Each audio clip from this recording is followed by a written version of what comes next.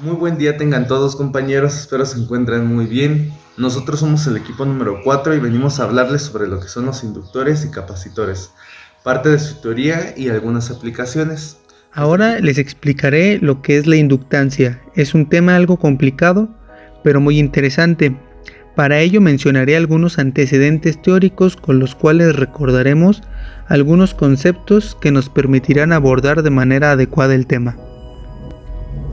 El primero de ellos es un aporte de Hans Ørsted, el cual nos explica que un flujo de corriente genera un campo magnético, lo que demuestra con ayuda de un pequeño experimento en donde coloca un cable y una brújula de la siguiente manera.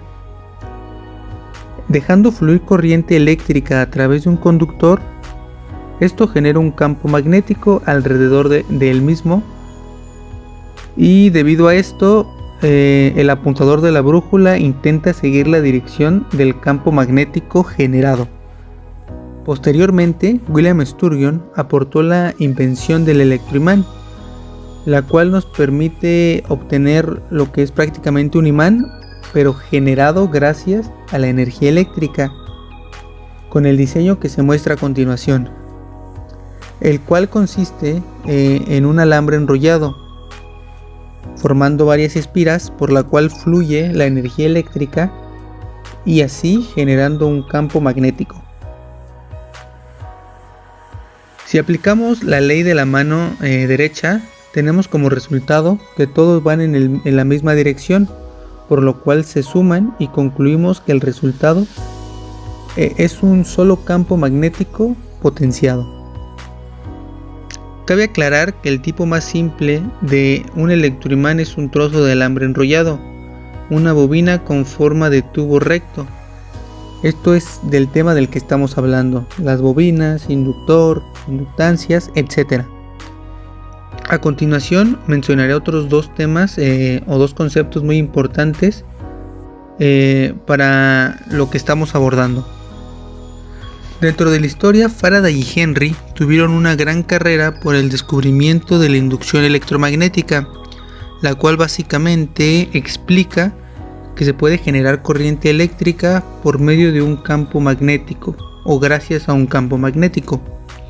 Este fenómeno, también llamado autoinducción, se basa en la influencia que ejerce un sistema físico sobre sí mismo a través de campos electromagnéticos variables.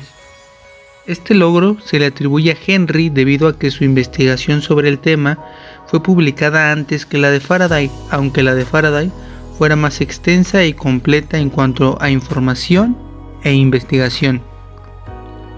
Posteriormente, Heinrich Lenz, con su ley, nos explica la dirección en la que fluye esta nueva corriente generada por el campo magnético. Fluye en dirección contraria a la corriente que genera el campo magnético. Esto hace mucho sentido debido a que si la corriente generada fluyera al mismo sentido que la corriente que genera el campo, tendríamos un ciclo sin fin en el cual la corriente eléctrica aumenta el flujo magnético y el flujo magnético aumenta la corriente eléctrica, lo que violaría la ley de la conservación de la energía. Esta corriente generada, al ser contraria, se resta con la corriente principal o la corriente generadora. Estos conceptos nos podemos permitir definir qué es un inductor, el cómo funciona y finalmente determinar qué es la inductancia.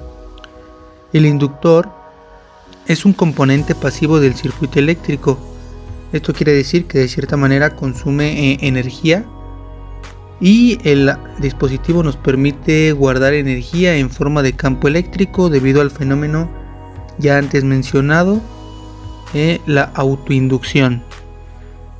La cantidad de autoinducción de una bobina o su inductancia se mide por una unidad eléctrica denominada Henry, en honor al físico estadounidense Joseph Henry, que mencionamos anteriormente y descubrió el fenómeno.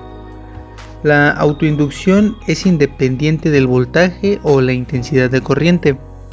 La inductancia, la cual está determinada por la letra L mayúscula, es una propiedad de las bobinas eléctricas por la cual podemos saber ¿Cuánto se opone la bobina al paso de la corriente por ella? Por el efecto de la corriente inducida por la propia bobina o la autoinducción. La fórmula para calcular la inductancia de una bobina es la siguiente: L, que es igual a n al cuadrado por mu por s entre L, donde L es igual al valor de la inductancia, n el número de espiras de la bobina, mu permeabilidad del núcleo, s sección del núcleo, el área del núcleo, y L, que es la longitud del flujo. Existen diferentes tipos de inductores según su núcleo. Ya sabemos que a los inductores también se les llaman bobinas, y aquí tenemos 3 ejemplos. Bobina con núcleo de aire, y su simbología es una simple bobina. Bobinas de núcleos de hierro, el cual es una bobina con 2 líneas arriba. Y bobinas con núcleo de ferrita, la cual su simbología es una bobina con líneas punteadas. Cabe recalcar que estos núcleos, debido a su permeabilidad, permite que las líneas de campo magnético sean más intensas en el interior de las bobinas. Por último, mencionaré algunas aplicaciones. Los inductores se utilizan en circuitos de audio para filtrar o amplificar frecuencias específicas. Se utilizan como filtros de líneas telefónicas para eliminar las señales de alta frecuencia de ancho de banda, y se colocan en los extremos de los cables de señal para reducir el ruido. En las fuentes de alimentación también se utilizan bobinas para filtrar componentes de corriente alterna y solo obtener corriente continua en la salida. Los transformadores se utilizan principalmente para convertir de una tensión a otra, ya sea aumentar la tensión o disminuir la tensión. Integran circuitos de filtrado para salidas de fuentes rectificadoras, tanto pequeñas como de alta potencia. Bobinado de electroimanes con corriente directa. Los motores de corriente directa poseen inductores para generar los campos magnéticos necesarios para su funcionamiento. Y por último, calentamiento por inducción electromagnética. Muy bien, enseguida estaremos abordando el tema de la capacitancia. Vamos a ver un poco acerca de la teoría para entender mejor su funcionamiento, y después veremos su función y aplicación en un circuito, ¿de acuerdo? Tenemos 2 láminas metálicas conductoras y van a estar separadas a una distancia determinada. En este momento están eléctricamente neutras, o sea, tienen cargas positivas y negativas. Estas están distribuidas en toda su superficie, y a ellas les vamos a conectar usando unos cables conductores, una batería, una fuente de voltaje, claro. Y tengo aquí un interruptor. El circuito está abierto. Esas 2 placas tienen esta distribución de cargas que están neutras. Y si cierro el interruptor, va a lograr que los electrones que están en esa placa vayan viajando hacia la siguiente placa, y van a lograr que esa placa quede con carga positiva del lado positivo de la batería, y en el lado negativo de la batería vamos a tener una carga negativa. Placas con cargas negativas y placas con cargas positivas. Esto se logra cuando conecto un par de placas a una fuente de voltaje o batería. Como tengo esta placa cargada positiva y esta placa cargada negativa, va a aparecer un campo eléctrico. Este campo eléctrico en dirección de positivo a negativo. Este componente que formamos es capaz de almacenar carga eléctrica. Es un retenedor, es un almacenador de carga eléctrica. ¿Y qué es la capacitancia? Bueno, es la capacidad de un dispositivo para recoger y almacenar energía en forma de carga eléctrica. Esta capacitancia se puede determinar con la razón entre la carga eléctrica y la diferencia de potencial o voltaje. Este componente que tiene la propiedad para recoger y almacenar energía en forma de carga eléctrica es un capacitor o condensador. La unidad en el Sistema Internacional de Medidas para la Capacitancia es la razón entre la unidad de carga, que son los columbios, y la unidad de voltaje, que son los voltios. Columbio, en homenaje a Charles Coulomb, y voltios en homenaje a Alejandro Volta. La razón entre columbios y voltios da como resultado los faradios, en homenaje al científico británico Michael Faraday. Ahora vamos a determinar otra relación muy útil además de esta, y vamos a partir de ella misma. ¿Recuerdas lo que es el flujo eléctrico, que se simboliza con la letra griega Phi? El flujo eléctrico es una magnitud escalar que expresa una medida del campo eléctrico que atraviesa determinada superficie, es decir, puede interpretarse como el número de líneas de campo eléctrico que atraviesan una superficie, y ese flujo eléctrico viene dado por el producto del campo eléctrico por el área. Es el producto de la magnitud de este campo eléctrico por el área de la superficie, y tenemos permitividad eléctrica, simbolizada por la letra griega epsilon sub 0. Esta permitividad dieléctrica es la propiedad que tienen los materiales que pueden ser aire o dieléctrico, para permitir el flujo del campo eléctrico y la carga. La magnitud de la carga la podemos encontrar o interpretar como el producto de la permitividad eléctrica, o sea, el flujo eléctrico. Es decir, podemos tener más carga en las placas si aumentamos la permitividad, o si aumentamos el flujo eléctrico también podemos tener que la diferencia de potencial o voltaje es igual al producto del campo eléctrico por la distancia entre las placas. Estas tres relaciones las vamos a usar a partir de la relación de capacitancia, y vamos a sustituir la carga eléctrica Q por la permitividad por el flujo, y la diferencia de potencial o voltaje es el producto del campo por la distancia, y se observa que el flujo eléctrico es igual al producto de este flujo, es el producto del campo por el área.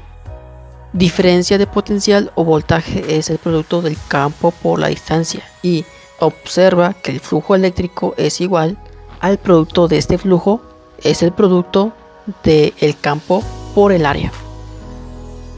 Sustituimos flujo por campo por área y simplificamos este campo eléctrico, y nos queda que la capacitancia es la permitividad eléctrica por el área sobre la distancia. Esta capacitancia es directamente proporcional a la permitividad. Nosotros podemos variarla introduciendo un material dieléctrico que aumente la permitividad y aumentamos la capacitancia. Pero entonces, ¿qué es un condensador? Un condensador almacena carga eléctrica. Es un poco como una batería, excepto que almacena energía de una manera diferente. No puede almacenar tanto energía como una batería, aunque puede cargar y liberar su energía mucho más rápido. Esto es muy útil, y es por eso que encontrarás condensadores siendo utilizados en casi todas las placas de un circuito. Entonces, ¿cómo funciona el condensador? Quiero que primero pienses en una pipa de agua, con agua fluyendo a través de él. El agua continuará fluyendo hasta cerrar la válvula. Entonces el agua no puede fluir. Sin embargo, si después de la válvula dejamos que el agua fluya hacia un tanque, entonces este tanque almacenará parte del agua. Ahora, cuando cerramos la válvula, el agua dejará de verterse en el tanque, pero todavía tenemos el suministro constante de agua hasta que se vacíe el tanque. Una vez que el tanque se llena de nuevo, podemos abrir y cerrar la válvula tantas veces como queramos. Mientras no vaciemos completamente el tanque, obtendremos un interrumpido suministro de agua del extremo de la tubería. Entonces podemos usar un tanque de agua para almacenar agua y suavizar interruptores en el suministro. En circuitos eléctricos, el condensador actúa como tanque de agua y almacena energía. Puede liberar esto y suavizar las interrupciones al suministro. Si activamos y desactivamos un circuito simple muy rápidamente sin condensador, entonces la luz parpadeará. Pero si conectamos un condensador en el circuito, entonces la luz permanecerá durante las interrupciones, al menos por una corta duración, porque el condensador está descargado y alimentando al circuito. Una aplicación muy común es suavizar los picos al convertir AC a CC, o sea, cuando convertimos corriente alterna a corriente continua. Cuando usamos un puente rectificador completo, la onda sinoidal de corriente alterna se invierte para hacer el ciclo negativo, y así que fluya en dirección positiva. Esto engañará al circuito para que piense que está recibiendo corriente continua. Pero uno de los problemas con este método es el hueco entre los picos. Pero como vimos antes, podemos usar un condensador para liberar energía en el circuito durante estas interrupciones. Y eso visualizará la fuente de alimentación para parecerse más a una fuente de corriente continua. Bueno, compañeros, como conclusión podemos decir que los inductores y los capacitores son componentes pasivos que tienen la capacidad de almacenar energía eléctrica, ya sea de manera de voltaje o corriente. Y bueno, compañeros, esto sería todo por hoy. Les agradezco mucho su atención.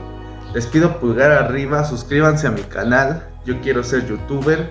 Y bueno, nos vemos en la siguiente. Chao.